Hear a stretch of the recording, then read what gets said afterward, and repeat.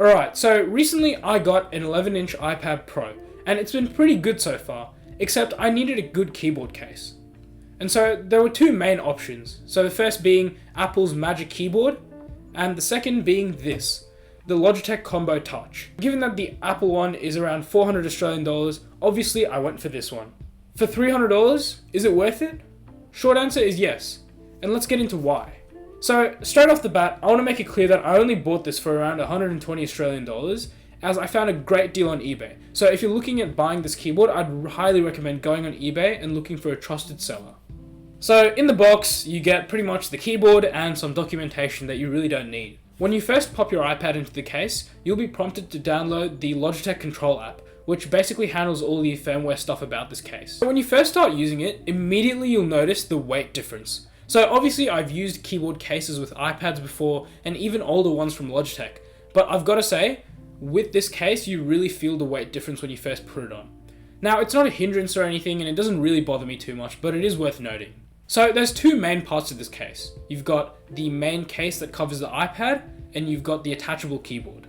The main case is pretty good, really well made, and the kickstand on the back offers the flexibility to use the iPad in a number of different angles. Now, this is just a slight nitpick, but I wish that the bottom edge of the kickstand was a bit more grippy, because I felt like it was really prone to skidding around if you push it slightly. But that's just me. Another thing you'll notice is just how strong the magnets on this case are. They are really, really strong, to the point where honestly, it's kind of hard to open it one-handed. Now, that can be a bit of a pain, but given the choice between weak, crappy magnets and really strong ones to the point where it's hard to open it one-handed, I'd always pick the strong ones. Also, before getting this keyboard, I was a little bit worried about the detachable aspect of it, because I wondered how strong it would be, and thankfully the keyboard attaches really nice and strong. And that brings me to protection. Definitely when compared to the Magic Keyboard, this does a way better job of protecting the iPad. You've got all the edges covered, you've got the buttons covered, you've got a lip around the camera bump, you've got a lip around the screen, and obviously the case folds over with the keyboard so that your screen's covered up. So overall, pretty good at protection. Now, the main part of this case, the keyboard and trackpad. The keyboard is fairly good.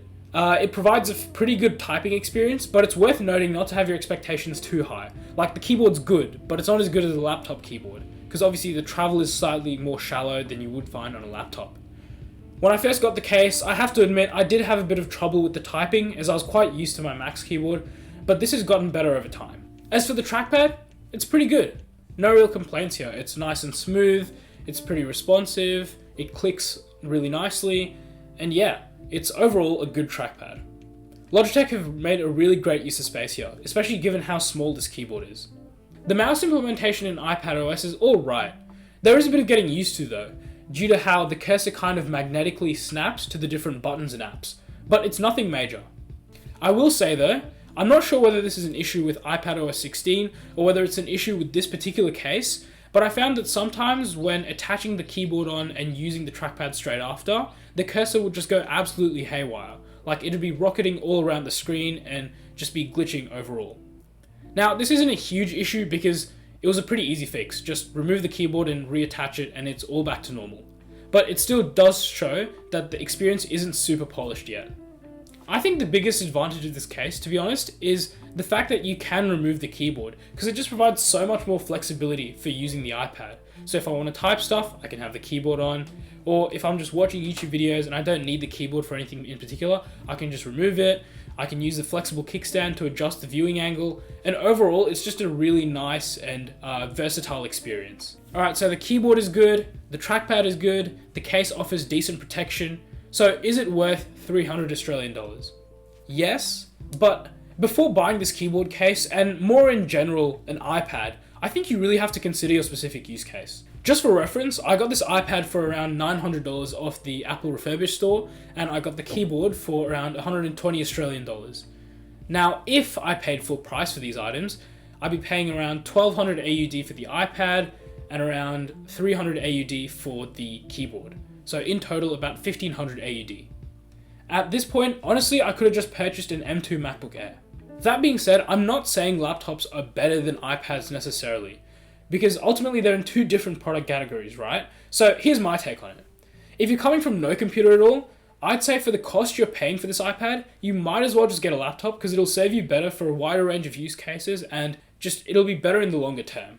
On the other hand, if you're like me and you need a secondary device to supplement your primary one, which is the case for me due to uni stuff, in that case, iPads and by extension, this keyboard we were talking about in the first place, they're worth it. Alright, so went off on a bit of a tangent there, but overall thoughts on this keyboard? Worth it.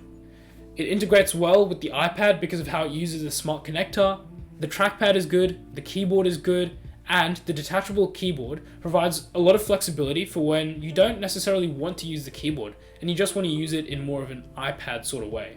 Now, there are good Bluetooth keyboards out there, but generally the trackpad experience tends to be worse on these, and they're just overall an unpolished experience.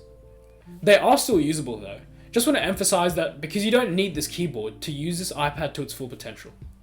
So that's it from me guys. If you found this helpful, drop a like on the video and I'll see you next time.